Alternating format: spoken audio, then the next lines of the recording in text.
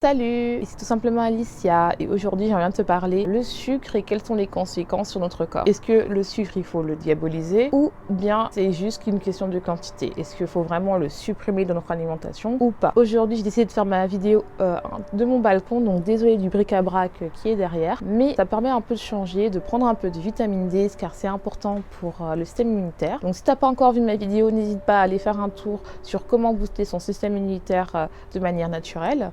Vous pouvez voir un peu comment c'est beau, il fait beau. Donc ça permet un peu de changer de décor. Donc si tu me connais pas, moi je m'appelle Alicia et en fait je suis là pour donner des conseils pour perdre du poids à des personnes qui me ressemblent, qui veulent perdre du poids non pas parce qu'elles ne s'aiment pas, mais au contraire parce qu'elles s'aiment. Il y a un moment, tu as décidé de ne plus écouter ton corps, même si tu t'en rends pas compte. Et tu compenses tes émotions en mangeant. Donc venons au cœur du sujet.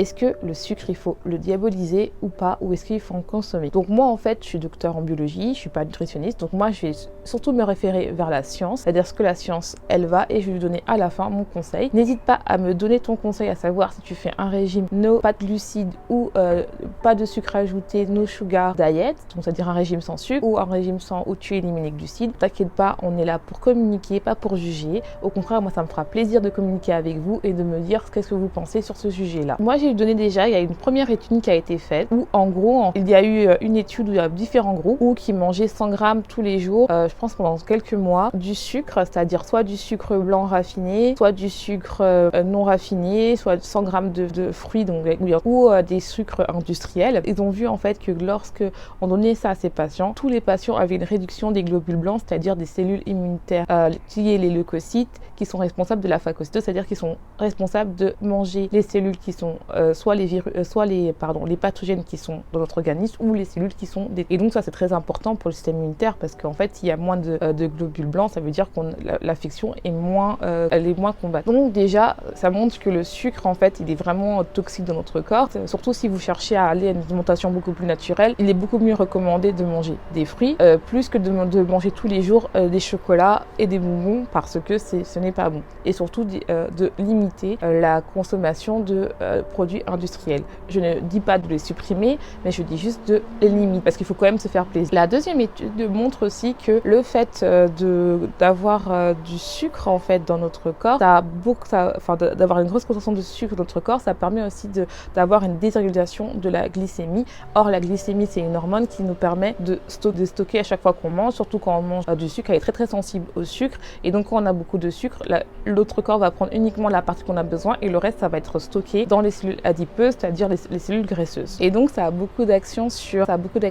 notre cœur. Ça entraîne des maladies cardiovasculaires, ça entraîne aussi le diabète. Donc une forte concentration de glucose dans notre corps, ça entraîne pas mal de pathologies comme des maladies cardiovasculaires, comme au cerveau, ça peut entraîner des maux de tête, de la fatigue. C'est pour ça que quand on mange beaucoup de sucre, ça entraîne de la fatigue, une mauvaise digestion, une insensibilité à l'insuline et donc du diabète. Le fait que nos organes soient enrobés de graisse, donc on a beaucoup, c'est beaucoup caractéristique lorsque vous mangez beaucoup de sucre, vous avez une zone abdominale qui est beaucoup plus développée. Normalement, bien sûr, on n'a pas toute la même physiologie, mais globalement, tu as beaucoup plus de personnes qui mangent beaucoup de sucre, c'est qu'il y a beaucoup plus de graisse viscérale qui est de la mauvaise graisse parce que c'est la graisse qui est autour de nos organes et qui est très très dangereux parce que normalement l'être humain n'est pas fait pour stocker, et aussi ça a un effet sur l'articulation parce que ça induit aussi le fait qu'on peut avoir une arthrose précoce. Donc n'hésite pas à me donner ton avis, dis-moi qu'est-ce que tu penses toi du sucre, est-ce que c'est mal, est-ce que tu vas les diaboliser ou pas? N'hésite pas, vas-y like, je te vois, like. Donc ça veut dire quoi alors? Qu'est-ce que je veux dire en fait dans tout ça? Ok Alicia, tu m'as dit ok le sucre tu me fais peur, mais qu'est-ce que tu entends par rapport aux glucides complexes, tout ce qui est carbs comme en anglais? Est-ce que c'est mal de les consommer? Et moi je dirais bah non. Pourquoi c'est mal en fait? Au contraire, on a vraiment besoin de ça pour vraiment avoir de l'énergie parce que ça met beaucoup plus de temps à être consommé dans notre corps. Il faut vraiment, tout ça c'est une question de dose.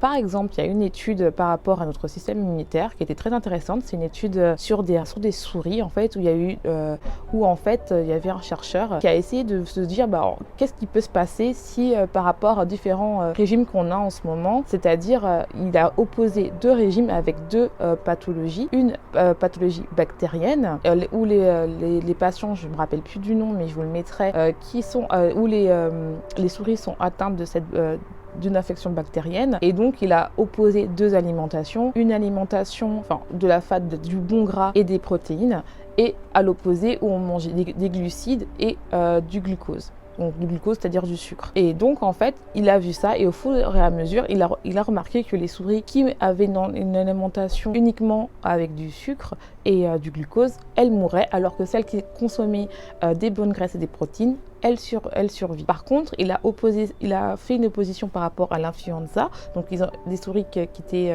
atteintes du virus de la grippe en fait, où il a mis pareil les deux types de souris, deux alimentations différentes, c'est-à-dire une protéine riche en glucides et l'autre riche en glucides et en sucre, et l'autre uniquement protéines et du gras, du bon gras.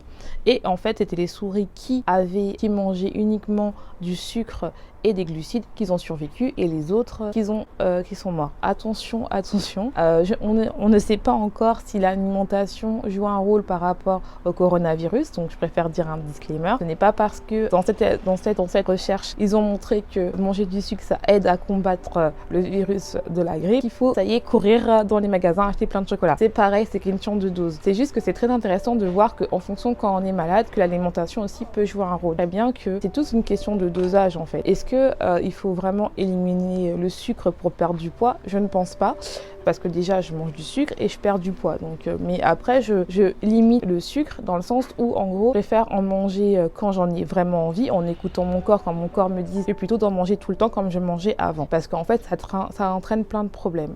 Est-ce qu'il faut éliminer les carbs? Non, faut pas éliminer les carbs en fait, parce qu'on en a besoin. Il faut vraiment écouter son corps, savoir quelle alimentation vous correspond pour perdre du poids. Des raviolis, parce qu'il y a du sucre, il y a toujours du sucre, même dans les tomates en conserve, il y a du sucre.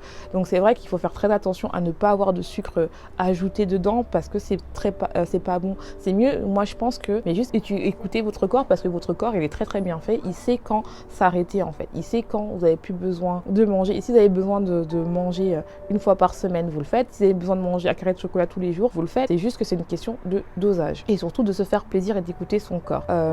Voilà, j'espère que cette vidéo a été assez claire. Je vais vous mettre tous les liens en barre d'informations pour vous dire qu'est-ce qui se passe si vous voulez vous découvrir un peu plus par rapport à ça. N'hésite pas à commenter, à liker, je te vois, c'est gratuit, n'hésite pas.